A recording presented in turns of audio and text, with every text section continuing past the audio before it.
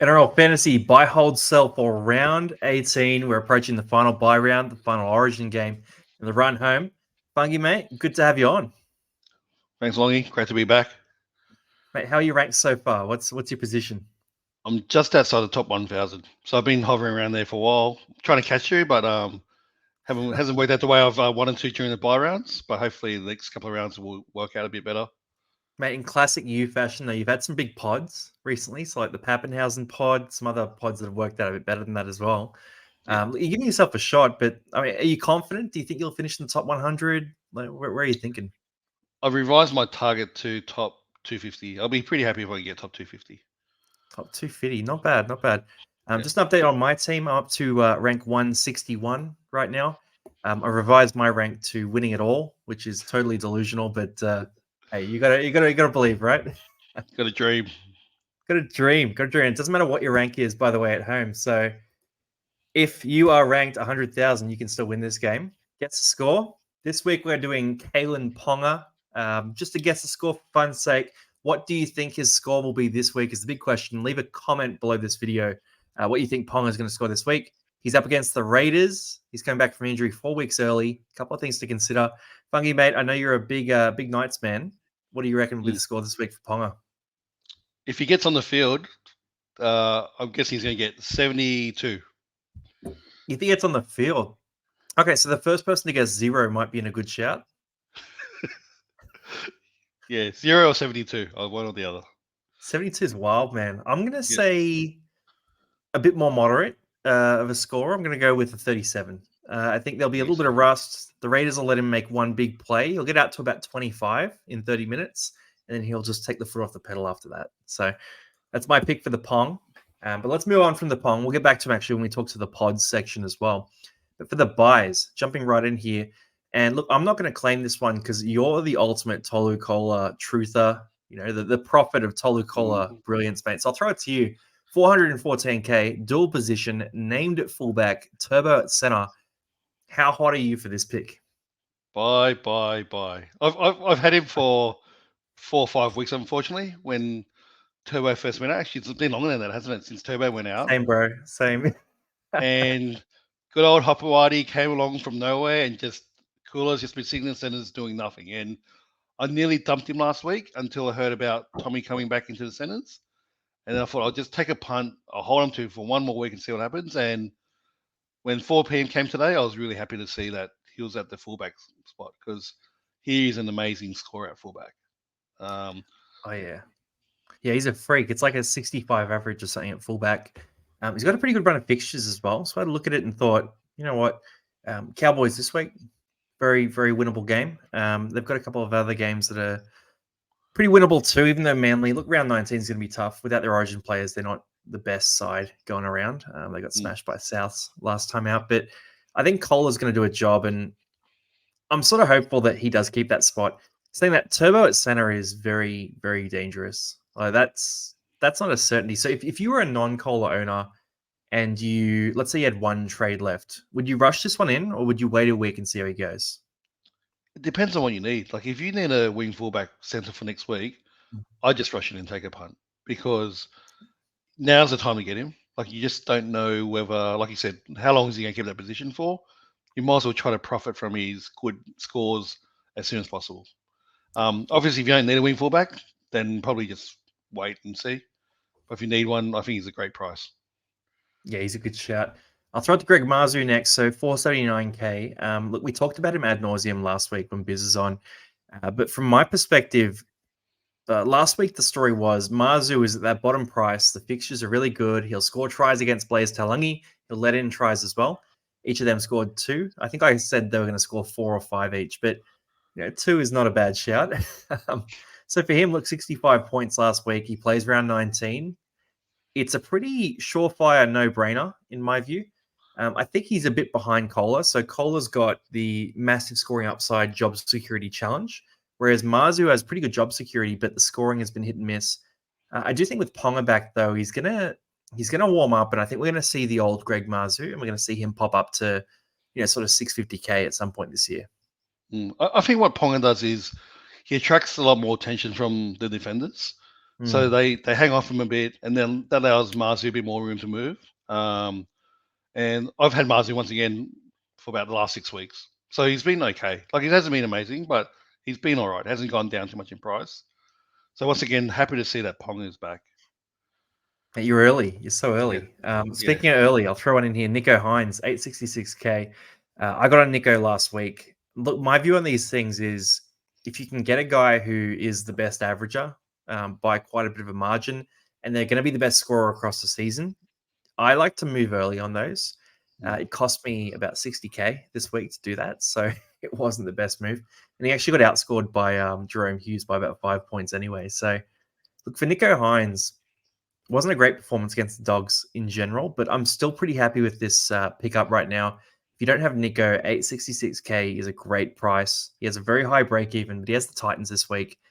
For me, he's the top captain in fantasy. Do you view it the same way? Yeah, 100%. I don't buy into this like form slump. I know it was quite devastating being dropped from Origin, etc. But he still is and will be the one of the top 2 fantasy players. And just like you said, be etc. I don't think it matters at this stage.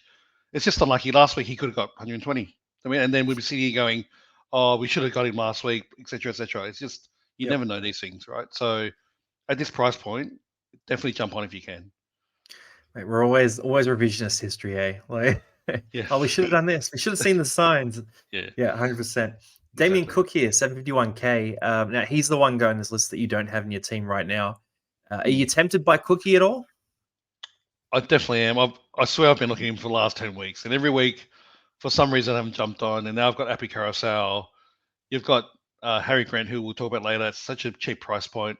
It's kind of hard to buy Damien Cook, and all that news about him going to St. George next year. If South don't make the finals, what happens, etc. I'd love to jump on. He's a player I'd love to have, but I don't think I'll get him this year. Yeah, St. George worries me a lot. So I look at that and I sort of think, oh, look, Mohamed Zealous is sitting on the bench every week. Damien Cook is the backup option for quite a few positions that aren't hooker as well. So there is a lot of risk to him that the minutes will decline. If you're buying Damien Cook, really what you're saying is the Rabbitohs will stay in that finals hunt for the rest of the year. Because if they fall out of the finals hunt, then there is no way they're giving Damien Cook 80 minutes. Like there's no way that they're going to let Mamazella sit on the bench for the rest of the year if they fall out of that finals race. So that's the big thing there. If you're buying Cook, you're tipping that. Souths have pretty good fixtures for the next month of footy as well. So I don't mind that prediction, but there is a bit of risk built into that. At the same time, though, he does play round 18 and round 19. So if you're a Harry Grant owner, it's not a bad shout. And we'll talk about Grant in the hold or sell section, but to me, 100K to upgrade Grant to Cook and you buy yourself 100 points in the next fortnight, it's a pretty good equation to jump into. I'll throw in the last one here, Ryan Madison, and we're both on Ryan Madison as well. So look, 550K, is he still value at this price? 100%. He's been named on the edge. So I think it's the first time he's actually been named the starting team for a while. Assuming there's no magic swapperoos on the day, he should get 80 minutes on the edge if he does stay there. Or he might play that hybrid middle edge role. We don't know. But at this price point, very good. Like he's not fantasy royalty, but we all know he performs when he gets the minutes. So there's no doubt about that. He's close, right? Like close to a keeper. Oh yeah, for sure. He's definitely borderline keeper.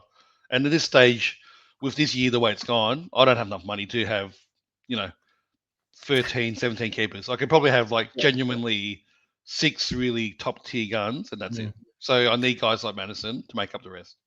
It's probably because we're ignoring break evens. That's probably a problem, man. But hey, no, I'm with you there completely. I got on last week. Even on the bench, I was looking at him thinking, you know what? Hopgood's gone. Madison has to soak up some of those minutes and some of that role. Even if he gets sort of 40 to 50 minutes, he's a 40 to 50 point guy. So I look at him. If he's on the edge there, I would predict. I don't think he's going to play 80 minutes. I think Dury's going to take some of his minutes, and Dury will play some middle as well. But for Maddo, I'm going to call it sort of a 50-point game in maybe 65 minutes, something like that this weekend, which would be absolutely fine for him. Exactly. We're rolling to the pods next, and these guys are pretty wild. This is a pretty wild list. I'm probably not, with my hand on heart, recommending any of these guys this week. I'm just going to be fully transparent. But there's a massive upside play in every single one. So If you want a gamble, have a look at this section. If you aren't interested in a big gamble, skip ahead to the cheapies. We're going to talk about those cash cows because there's some good options in there as well. I'll throw it to you here first, Fungi. So if you were looking at this list and you were looking purely at which one's going to have the highest upside, who shouts out at you the most? Upside fantasy points, definitely Mm. Connor Watson. So I guess that's different to value because he's nearly priced at 800k. Yep. And then the mid category, that's Yao, that's Haas, that's crazy talk. I mean, so he's probably got the highest upside, but I don't think he's much value at that price point. Mm. Yeah. Doesn't play 19 either. Yes. Plays Origin, but a very light role. I think it was 17 minutes in game 2. So he should back up. But yeah, I'm with you there completely. So I'm looking at him and thinking, you know what? If you buy him this week, you don't get him for around 19. You get him back for around 20. Yeah, you're paying the same price as, Yo, Haas, these sorts of guys for 1 week of scoring, which it could be one big week, right? He's a bit of a monster, but I'd rather go cheaper this week and save the cash and have heaps of money for big upgrades in round 20. That's how I'm approaching it. But at the same time, if someone gets Connor Watson, they captain him this week, he scores 100 points, they're going to get ahead. I'll jump on to the next. Also, sorry, Roosters got a buy in round 22 as well, I think. So they got another buy after that. So, yeah. Yeah, all right, well, that's even worse then. Yes. So he's out. He's cut. He's done. I'll throw the next one in here. Bradman Best, and this one burns me every time I see him have a good score because I remember ages ago, I think you were on the episode actually when we talked about it. I had Bradman Best traded into my team. He was sitting in my team. He was at like 460k or something like that, and I was set on it. And then Iro's spot got confirmed long term, and so I had to swap the trade to Iro because everyone was doing that, and it was like base price. I went to Iro instead. But Bradman Best would have been the pod of all pods, and it burns me every time. I can't claim it because I didn't do it, but he was at such a good price. He is now so expensive, but 2 100 plus point games in his last 3 games. Crazy. Do you think any of this is sustainable at all, man? I don't think so. He's such a hard buy because, the Knights aren't the best team this year. The price is crazy. He's always injured. He was a chance of origin. There's so many cons. So I couldn't have seen this coming, to be honest. And he's never kind of gone to this price point. Like if you look at his price, he goes on runs and then he goes down. Like he doesn't consistently perform at this level. So I never really took him seriously as a fantasy option this year or any other year because he just doesn't do it consistently enough. And he's just gone on a tear the last few weeks. I mean, and crazy pod option, like you said. But I couldn't touch him at the moment. 700k is insane. It's expensive. Then the Pong, you've got him for 70 plus points this week. Is he an origin threat? Is he a guy we should be looking at? If he comes out this week and plays well, should we look at him next week? Like, what are your thoughts on Ponga? I don't think he's going to go into origin. Where would they put him, right? So Reece Walsh has got that fullback spot. Ponga, it's definitely wait and see. He's come back 4 weeks earlier than expected. So is he 100% fit? Are they taking gamble to make a run to the finals? I don't know. You definitely can't just jump on straight away, I think. For that price, you can nearly get Latrell. I know Latrell's playing Origin next week, but for me, this year, he's far better option than Ponga. Yeah, Trell's been 52 to 56 average for the last 3 years running, and he's added a lot of kick meters in this year. So it's sort of floating up towards that 60 number, which he's in a different league, right? Because you could look at Dylan Edwards and say the same thing, but Edwards is carrying a couple of injuries. Also, the form, whether it's sustainable is another question. Whereas Latrell, I think he's proven he can do it. And if he keeps those kick meters, he's that guy. Ponga, though, plays around 19. And if we were talking about around 19 when Nico Hines wasn't playing, for example, I might be more attracted to this. But because you're not going to be captaining Ponga over Nico Hines, right? Like that's just not a thing that's going to be happening. So the upside is limited, but I do actually think this is a pretty juicy pod. And if you make the call to say, hey, you know what, South Sydney suck, Latrell's not going to do it, I'm going to back Ponga, I'm going to back a Knights hot run. That's a narrative I could see myself buying into. Personally, I'm not jumping on, but if someone did do that, there's a bit of logic in that. Agreed. Will Price, man. Again, you're the Knights guy, so I'm going to throw it to you. What do you think of Will Price? Were you happy with him last week? Do you think there's enough stats in that for him to be a good producer going forward, or do you think it's a bit of a flash in the pan with the try? I've got a stat. Every game that Will Price has played for the Newcastle Knights, they've won 100% on those games. Mate, watch out. Watch out. He looked pretty good. Like he scored the try, he looked hungry. I don't know, at that price point, at this stage, I feel like I either want a keeper or a cash out, right? And where does he fit in? And his job security is not great. Knights could have a bad run, and then all of a sudden Cogger's back. So I find it really hard to buy guys like this at the moment. Maybe it was it was week 2.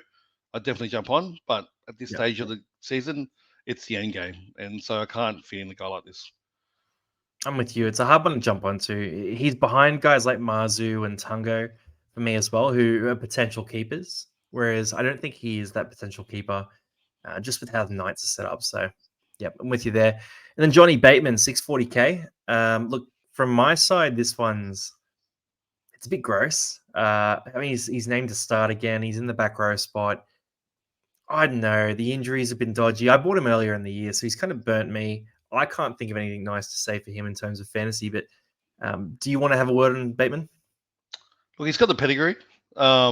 But the issue, I think, had the pedigree. Sorry, had the pedigree. But the issue I have with someone like Bateman is, because the target schedule's been so good, a lot of people jumped onto like Galvin, Fainu, etc. And that's too many. I've got 3 myself. So if I get another one, it's going to be 4. And then during round 26, when they have a buy later on, you're going to be stuffed, right? So, and they're all kind of keeper types that you don't want to sell. So that rules him out straight away for me. And also, like you said, the injury record, just can't trust him anymore. I think his body's breaking down. Like it's just no go. I mean, the plus side for Bateman though is like you're talking about round 26, right? Round 25. Yes. Bateman won't be in your team by then because you'll have traded him out again. So you're not going to have to plan for that. That's more than 6 weeks away. Like you're fine. But yeah, he won't be there. So he'll be back on the you'll plane. get 3 good scores, and then something will happen, and he'll move to lock, and you'll think, oh, it's even better, and then he'll just disappear. Sounds familiar. I'm scrapping that one. I think it's a dud pick. I don't know. It's hard for me to say. Even the Cora is at the same price. He was on our buys last week at like 610k. I'd take him over Bateman in a heartbeat. I'd take Madison equal with Bateman, probably over actually with dual position, even if they were the same price. So I think Madison's a better shout than Bateman. And I know we're both on Lord Madison anyway. All right, Cheapies here. We can speak openly about these guys. So I think I'm going to grab one, and then you can just grab one, and then we'll just go through, and then we'll talk about leftovers. From my side, I really want to talk about Tom Starling, and we were having a chat about this before. It's so hard to read Ricky Stewart and the Canberra Raiders rotations, but Tom Starling, he's a bit of a weapon, man. So I'm just thinking back, right? In previous years, they've talked about, we don't want Tom Starling to be the starter. He's a bit small. We don't like when guys run at him. This year, the minutes really faded. They were giving Danny Levi all those minutes. Levi played, I think it was 9 minutes last week, and Starling played like 71. So if that's the trend going forward, and if he's the starter going forward, 326k is great value. Do you have, actually, I want you to give me that rating out of 10, Rob. How confident are you that Starling holds a good minute role for the next at least sort of 6 weeks? 1 out of 10. Nothing. You got nothing. There's Wolford, there's Levi, then Ricky wakes up on the wrong side of the bed and he chooses someone else. It's just there's no rhyme or reason to what he does. I mean, there's no trend. You can't predict it. So I just don't know. I would love to jump on Starling. Like you said, he's a great option at that price. He's nearly a cash out. And I am actually contemplating it, but will he just become a red dot? Or, sorry, not a red dot, but he'll play 10 minutes off the bench again. Like, it's so hard. So you take Simpkin instead? Yeah, he's definitely got a better job security, without doubt. Carl Orton's on the bench, but doesn't matter. I think they've got Simpkin down for a big role. So definitely at 310k, it's much better option than Starling. Yeah, Lawton slides into other spots too. So he was in the halves a bit. He can play in the back row. I don't think they view Ben Trebojevic as a full-blown sort of 80-minute back row either. So yeah, he can slide into that spot potentially. Like there's a lot that could go on for Lawton. For these remaining guys here, I'll talk to a few of them because they're all Parramatta guys, and Parramatta is tricky, right? So my view on these Parramatta players is you don't know what's going to happen until you see it happen. Basically, we've got a brand new coach sort of standing in, got a lot of new players coming through, a lot of injuries going on right now.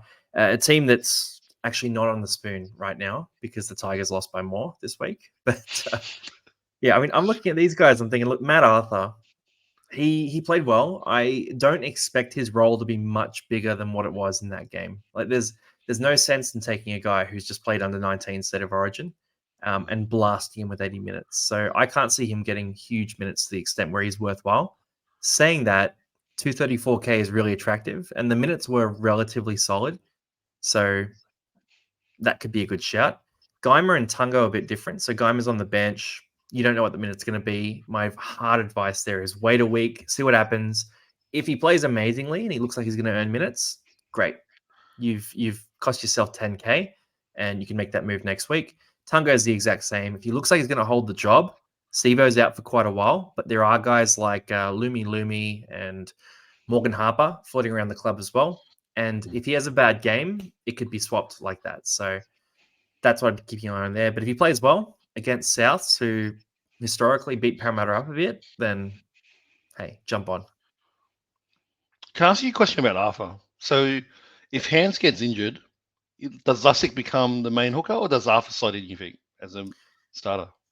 I think Lussick becomes the starter, and I think it's a very similar role. So my guess would be Lussick starts, Arthur comes on about 30 minutes in, and then maybe Lussick gets back on for the last 15 minutes.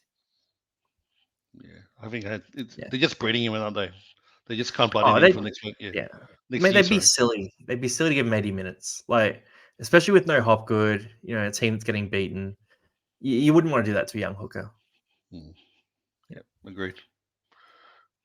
Cool. And then, so Tungo, by the way, I don't mind actually as a cash out, but if you can wait till next week, wait till next week. That's the key. Because if you did cash out to him and they didn't play next week, you'd just be fuming. You'd be so off it. So, yeah, don't do that. All right, hold or sell. Big questions here. Are any of these guys in your team, Rob? I have 3 out of the 5. I've got Fletcher Sharp, Galvin, and Weeks. Same. They're my 3 too. Well, let's not jump on ourselves yet. Let's go Kai Pierce-Paul first. And he's in a tricky spot. So he played 80 minutes last week, got a really low score. Would not read into the low score. I don't think you need to read into that. The question you have to ask yourself is, Dylan Lucas sitting on the bench. 1, is there going to be a late change to this Knights team? And 2, if there isn't, who will make space in terms of minutes for Dylan Lucas? So again, look, I'm throwing it to you, man, because the Knights team is such a jumble that there are so many fantasy opportunities because you guys just keep changing your roster and making late changes. So what do you reckon? Kai Pierce-Paul, he's playing around 19. Is he worth a hold? I think he's worth a hold. You just don't know what's going to happen. And if he ends up spending that 80-minute position, you just kick yourself. So just wait a week, have a look what happens, see the rotation. If there is a last-minute swap or, see what happens, and then just make a decision from there. And like I said, plays next week. I know a lot of players are short players next week, so it'd be kind of silly to sell someone that's a potential keeper without knowing more information. Yeah, man, I'm with you there. KPP is a weird one, though. So I don't own KPP, and I haven't all year. But I've had so much FOMO. Just watching him play, I thought, oh my God, I've missed out on this guy. He's going to average 60 points. Like, he's going to score a few tries here and there. And he has a base that looks like 50 points. And it just hasn't panned out at all for fantasy. I still reckon that there's a chance that next year it does come together and he becomes that sort of top gun. So I think he could be a bit of a, I don't know, we look at like an Eli Katoa this year, right? Who's gone up 100K and gone up, 10 points in his average. I think KPP could be a guy who goes through that experience next year as well. So worth noting. I mean, do you view him the same way, or are you thinking I'm just sort of looking ahead too early? No, 100%. Definitely one for the Black Hawk next year. Like he should. I've watched him a lot, and he should have burst through in line for a couple of tries. And sometimes it's a last grasp kind of tackle his ankle or something along those lines, and his score could have gone from 50 to 75, like quite easily, like things like that. So he's definitely one for next year. He's got to put some Vaseline on those boots, saying, get him sliding off. Big boots. That's a free tip for your KPP. All right, Fletcher Sharp here, 368K. Look, for me, it's a hold, and he's on the bench there. You talked about Palmer maybe not even playing. We don't know what's going to happen, right? He's 4 weeks early. It's very early. Fletcher's on the bench. There could also be any sort of issue coming back. So Pappenhausen came back, played a game, missed the following week.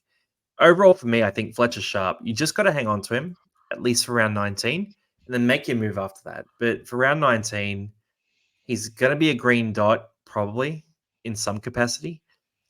Even if Bradman Best was named for Origin, right? Maybe they move Tuala to center and he gets the wing spot. Like we don't know what's going to happen. So I think for Fletcher, it's a pretty easy hold. Agreed. Galvanator, 690k. Do you reckon he's going to keep it steaming up to the end? I think so. I don't see the immediate reason to sell him unless you're going to Cleary or Hines. So if you're making a major upgrade, then yep, I can see the logic of selling him. But I think at the moment he's going pretty good. Like every week you watch him, he's quite dangerous. He has pretty good base stats. There's no reason to kind of urgently sell him at this stage. Yeah, I'm with you there. I love Galvin. His scoring's great. I worry a little bit, and I think you need to prepare for the fact that you will have to trade him at some point. So he's a young guy. Tiger's getting beat up. He had that hand issue. There's a few things going on. I reckon something might happen, and he might get shut down a bit early or something like that. So for me, holding on 100%, but I've kind of got an eye on the fact that I'll probably have to sell him at some point. That's kind of my pre-assessment, on a young guy in this Tigers team. Harry Grant, next up here, 657k. And for Grant owners, and we were having a laugh about this before, actually, so we're gonna have a laugh now. As non-Harry Grant owners this year, it has been a wild year. Like y'all have had some bad luck with Harry Grant. He had that game where he scored 2 tries. He had the try assist, 65 points, whatever it was. You have him out last week, and you have him randomly out again this week. He's out for Origin. It makes a 4-week window where he's out completely. He's just really disappointed in fantasy this year. But at 657k, put yourself in the shoes of someone who owns him right now. Would you be holding on to him and just thinking, you know what, it's going to be worth it after round 20? Or are you cutting your losses and just making that move? You have to hold. It's like a stock market analogy. You can't just sell at the bottom. He's blue chip, proven best hooker in the fantasy game, having a bad run, but he can't sell down the bottom. Like, if you've held on for this long, it's tempting to go to someone like Damien Cook, but he's going to turn it around. See, I don't mind the move to Damien Cook. Like, if your team, it depends who you've got, right? So don't make the trade for the sake of making the trade. But if you had 4 players who, I don't know, let's say you had, I can't even think of 4 players, but if you had 4 players that you absolutely did not want to sell, plus Harry Grant, who are all out this week, and you had the trades, cost you 100k to go Harry Grant to Damien Cook. Obviously, you're paying a bit of money there, but you get the round 18 score, the round 19 score. Factor those in, it's 100 plus points. To me, that could be worth it, but at the same time, I'm with you there. I'm targeting him for round 20, right? So it then becomes a bit of a waste. I don't know. It's a tricky one, but if you've got the trades to use, I don't mind selling him. Yep, agreed. Right, KO Weeks, 611k. What's your level of excitement about him at fullback? Like, are you thinking that he could be something good there, or Fogarty's back round 20, so he's probably going to stay there. But do you think he can score all right for fantasy? I looked at his stats. I don't think they're amazing stats at fullback. I think he's a better half in terms of fantasy. So he is one that, once again, I don't think he's an urgent sell, but he's definitely is sellable. I don't think he's going to be an elite fullback, for example. So yeah, I'm on the fence. I'll probably look to sell him within the next couple of weeks, to be honest, to upgrade to the likes of Grant, Cleary, Haas, etc. Because he's worth a fair bit. So it does enable trades like that. Yeah, him to Cleary for 250k is crazy. And that's where I'm sort of thinking, I want to save that cash this week, right? I'm going to go Joey Manu to Simpkin or something like that this week. That pockets, 300k. That funds KO Weeks to Nathan Cleary. That's insane, right? Yeah. And Simpkin theoretically could be a guy who, I don't know, he's not a keeper, but if he's a 40 average for the rest of the year, I don't mind that on the edge of my bench. Yeah, for that price, 310k, that'd be a perfect cash out. Yeah, he's a good shout. All right, KOX, I'm kind of thinking more on the sell side. So his score last week was really, really bad until he scored that full field try. He did score a full field try though, so we can't write it off. Like, he's very explosive. But The base stats aren't there. The kick meters is what he relies on. That's the big thing there. So for me, it's sort of time to move on from KO weeks in the next couple of weeks. All right, now pick your captain this week. I'm gonna remember who I was. I do remember who I was going for actually. Yeah. So we're going sub 600k this week. Sub 600k. Now you're subbing in for Biz this week, Fungi, and because Biz is behind, I'm going to give you the first pick as well. So who you going for as your captain? The pressure's on. I'm going to help out Biz. I think Cooler's going to dominate at fullback. So I'm going to put the captaincy on him this week. Going Cola versus the Cowboys. Big Yes. shout. I think Dane Laurie tore them up last week, so not bad. I'm confident. I'm confident. Have you got a score prediction for him? Let's say 76. 76. Oof. Okay. Well, that'll get Biz past 200. I'm going to go with, for mine, I'll stick it fullback with you. Look, Cola's in a different league. I'm going to take Ryan Pappenhausen to have a bounce back game, right? And I'm looking at it, and as much as I don't trust him completely, right? I want to see him play well. He's up against the Tigers, who they can leak some points. So I'm going to call it. It's a Pappenhausen hat trick sort of day. He turns it up, cranks out 77 points. So just one ahead of Kohler. I would love Kohler to score 76 though for a regular team. I'm happy for your prediction to come right because I've got him in my team as well. So damn, you're on both. Yeah, right. You want this to be a shootout, man. Well, normally the way this goes is one goes well, the other goes really badly each week. Oh, no. So last week we had I had Marzu for 65 points. Biz had Katoni Staggs for 14 points. So hopefully it's I don't know. Hopefully you win this actually because I want the Kohler scored. Yes, I'm confident. I'm very confident. Cheer, mate. All right, sweet. Anyway, guys, that is us done. Make sure to guess the score as well. Kalen Palmer, what's he going to score in fantasy this week? Drop a comment in below what you think he's going to score. And that's us done for buy, hold, sell. Fungi, any last words for everyone? No, good luck for this week. The buy rounds are nearly over, so not long to go, guys. And more trades are coming, so heads up, keep going.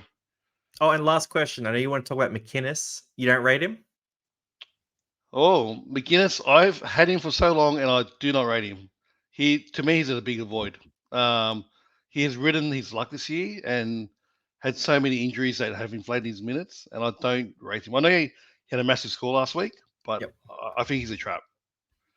I'm with you, man. I think he's not a full-blown keeper, and he's very expensive for what you're paying. So, yep, completely with you there. I just forgot about it. It's all right at the end. But yeah, thanks for jumping on, guys. Buy, hold, sell. Good luck this week. We'll see you on the next video. Make sure you guess the score for Kalen Ponga, and thanks for coming on, Rob. Pleasure. See you, everyone.